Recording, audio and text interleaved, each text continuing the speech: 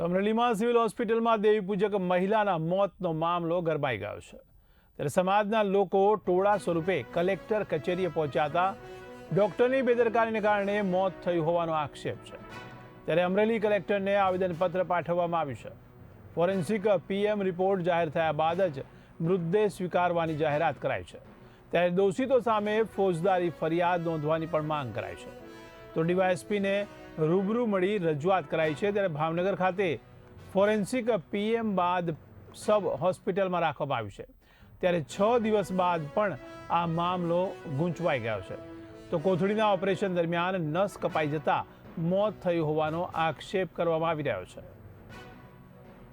પ્રમુખ છું અને મારા સમાજના બૈરા 19 તારીખે જે ઓપરેશન કરવામાં આવ્યું એમાં જે બ્લડની નસ કપાઈ ગઈ છે એમાં જે આ બૈરાનું મોત નીપજેલું છે।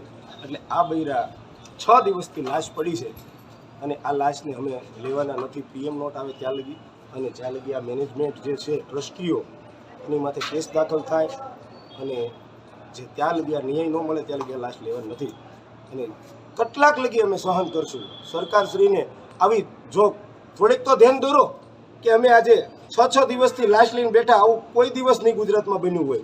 અમે 6 દિવસથી લાશ લઈને બેઠા ને હજી આવનારા સમયમાં પણ બેસવાના છીએ જ્યાં લગી આ મેનેજમેન્ટ ઉપર આવેદન આપવામાં આવ્યા છે। કોને આવેદન? મેં કલેક્ટરશ્રીને આજ 2 ફેરી આવેદનપત્ર આપ્યા, એસપી સાહેબને આવેદનપત્ર આપ્યા છે। કેટલી ફેરી આવેદનપત્ર આપવા કે ભાઈ આની માટે તાત્કાલિક અમને પીએમ રિપોર્ટ તો અપાવો, તાત્કાલિક પીએમ રિપોર્ટ અપાવો જેથી કરીને અમે એને આગળના કાર્યવાહી કરવી, બાળવાની અગ્નિ સંસ્કાર કરવાની તૈયારી કરવી। પણ હજી કોઈ પીએમ નોટ નથી આવતી। અમારી લાશ આજે હડી રહી છે, અમારી લાશ હજી હડી રહી છે પણ હજી કોઈ સરકારે માથે ધ્યાન નથી દીધી। એટલે અમે સરકારશ્રીને કહેવી જોઈએ, ગૃહમંત્રી હર્ષ સંઘવીને કહેવી જોઈએ કે સાહેબ જે અમરેલીમાં જે પણ તંત્રો જે છે એની માથે થોડીક તપાસ લે અને મુખ્યમંત્રી ભૂપેન્દ્રભાઈ પટેલને પણ કહેવી જોઈએ કે જરાક આની માથે તપાસ લે અને તાત્કાલિક આ બૈરાને અમે અગ્નિ સંસ્કાર કરી કે એવી અમને થોડીક બાહેધરી આપે।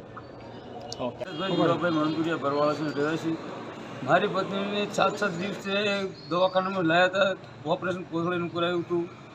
કોથળીનું ઓપરેશન કરાયું તો ડૉક્ટરના હિસાબથી મારી પત્નીનું જે નસ હતી કપાઈ ગઈ અને એમાંથી લોહી પડવા મળ્યો તો ફરી વખત ઓપરેશન કરાવ્યું। ઓપરેશન કરાવીને 19 તારીખે 10:30 ઓફ થઈ ગયા।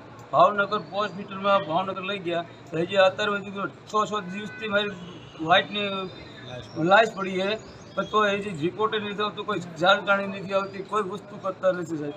એટલે મારી એની વિનંતી છે કે 6 દિવસની મારી લાશ રજળ છે તો બને એમ જલ્દી ન્યાય આપો।